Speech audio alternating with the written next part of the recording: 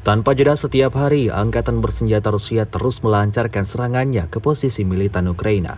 Rekamannya ramai beredar di media sosial Telegram Kamis 1 Juni 2023. Di suatu wilayah yang tidak disebutkan dalam keterangan unggahan, Angkatan Bersenjata Rusia luncurkan serangan artileri secara brutal.